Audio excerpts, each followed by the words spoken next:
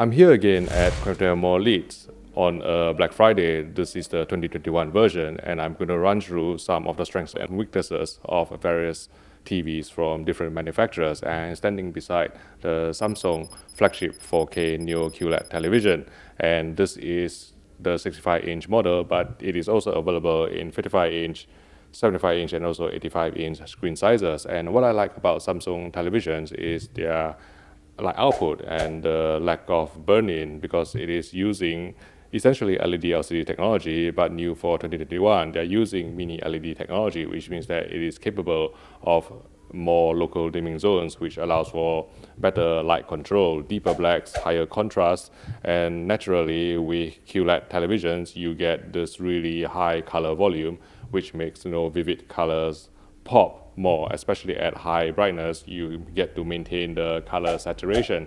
And also the anti-reflective filter on Samsung high-end televisions is generally regarded as one of the better ones. And I think that, to be fair, the company has toned down the anti-reflective filter this year compared to last year, but it is still very effective, and it may be slightly prone to rainbow reflections in a bright room depending on how the light hits the screen. But certainly in a bright room, because of the sheer light output and also the lack of ABL or automatic brightness limiter, it can pump out a lot of light to combat ambient lighting in a really bright room. And you don't need to worry about leaving logos on screen, because it will not suffer from image retention or permanent screen burn. And I think the pick of the bunch of the Samsung tellies is going to be the flagship 4K model. I'm standing beside also the 8K model, but I think that the native contrast is a bit lower than the 4K model. And in the UK, the QN95A is a VA type LCD panel, but in other countries, the QN90A may be ADS panel. So just make sure you do your research, before committing. Try and get yourself a VA type LCD panel, because even though the ADS panel may look good on shop floors, but when you get back, essentially it has a contrast ratio of an IPS LCD panel, and you know how I feel about IPS LCD panel when used for darkroom viewing. What we're going to do is to check out a really large display as well. I'm standing beside the 83-inch LG C1 OLED TV, and I think that the C1 range will be an extremely popular model from the South Korean manufacturer this Black Friday. The reason I say that is because of its HDMI 2.1 gaming capabilities.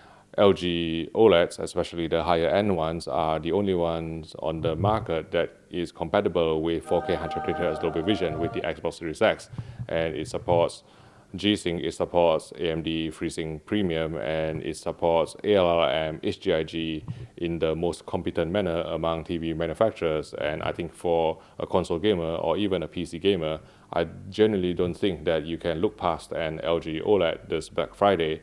And I think some of you may be thinking about stepping up to the LG G1, which has an additional Evo technology.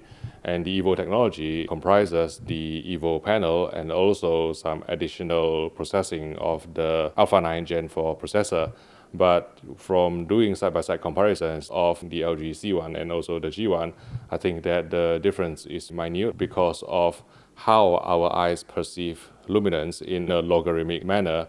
I think that the increase in perceived brightness is actually close to negligible. It's not really that much more than what you can see on the C1. And between, let's say, a 77-inch G1 and also an 83-inch C1, I will always go for the 83-inch C1 if you have the space and budget, unless you are really digging the gallery style of the G1, which allows you to mount the television flush to the wall in a really neat manner. And furthermore, if you actually purchase a 77-inch or an 83-inch LG C1, you will definitely get an Evo panel directly from LG Display, because these sizes are only cut at their Guangzhou factory, and they will definitely be equipped with an Evo panel as far as we know.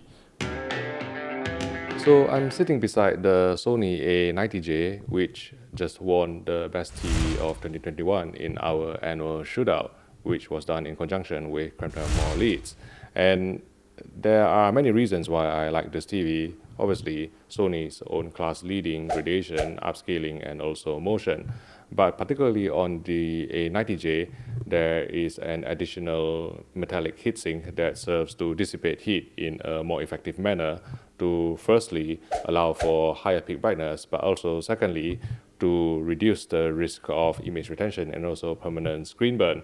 And it is also equipped with the same next-gen OLED panel as the one on the LG G1. So in fact, the Sony A90J is the only OLED on the market that I am aware that is equipped with both a metallic heatsink and also a next-gen OLED panel.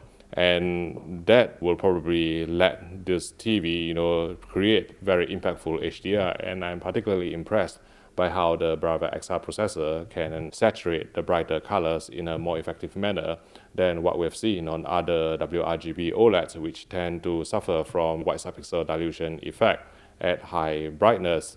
But I think, given that this is the flagship OLED from Sony, it is not going to be the cheapest, and therefore maybe the step-down A80J would be one that is suitable for you as well. In my opinion, the Brava XR processor can still work its magic on the step-down A80J. Even though it doesn't have a next-gen panel, it can still create fairly impactful HDR, and you still get all the other goodness of Sony TVs, including class-leading motion, upscaling, and gradation. And therefore, I would say that the picture quality of the A80J is probably around, say, 90% of the A90J if you can't stretch your budget to the A90J. And as always, for the best deals on Black Friday, call Crampton Moore stores. Next, let's move on to other TVs. This video is sponsored by Surfshark VPN. Since the pandemic started, some streaming providers, including Netflix, have throttled the bitrate of certain shows, especially in Europe, resulting in a softer picture with more compression artifacts. This is where a VPN comes in. Surfshark allows you to stream content from another country without needing you to be physically there, so you can watch Netflix at higher bit rates with better picture quality. You can also get more content that is not available in your region, perhaps the US Netflix library, which contains more movie titles. For less than the price of a Big Mac per month, you can use Surfshark on as many devices as you want in your household, all at the same time. There's 24/7 live customer support, a 30-day money-back guarantee, and there's a special deal for Black Friday too. If you use promo code HDTV test, you will get 83% off and 4 extra months free. So sign up today and give Surfshark a try. I'll put the link in the YouTube description below. Thanks again for your support. Now I'm at the Panasonic section and I'm standing beside their flagship JZ2000 OLED TV, and it is available in a 55-inch and also 65-inch screen size. And the reason why I like Panasonic TVs so much is because of their color accuracy, not only after calibration but also out of the box. And the JZ2000 is also special among the 2021 Panasonic range in that it has a metallic heatsink to allow it to achieve higher peak brightness and to have a overall brighter APL or average picture level, which gives more HDR impact over step-down models or conventional OLED TVs. And another attribute of Panasonic OLEDs that I admire is how accurate the near black tracking is in terms of coming out of black. The shadow detail is just right. It is not too bright, it is not too dark, and actually resolves all the shadow detail that you will see on a mastering monitor. We use the Sony X300 as our reference in our shootout, and consistently the Panasonic JZ2000 matched it the best, even without needing much tinkering and calibration. So from that point of view, I certainly rate the picture on the JZ2000. And its sound is not half bad as well. It has an integrated Dolby Atmos speaker system with up-firing speakers and also side-firing speakers to give you more immersion when you watch a Dolby Atmos film. And in terms of the price, I don't think it is going to be the cheapest, but I think you can get probably even better deals if you call Crampton Moore stores, and I think that they will be able to give you the best prices if you call the phone lines. And I think they said that they expect the phone lines to be extremely busy, and so you can use their chat line. There's definitely going to be a genuine salesperson at the other end of the chat line rather than, but the thing is that the best prices are always going to be through the phone or through the chat line with Crampton Moore stores. And also, I think if you are really eyeing a high-end model, I think the supply chain issues means that maybe stock will be limited as well. So Crampton Moore has gone so far to give a price promise as well. So let's say if you purchase a TV now from them and the prices go down on Black Friday on their website, they will refund the difference. So you can at least have the peace of mind that you won't lose out by too much if you actually commit now to buy TVs from them.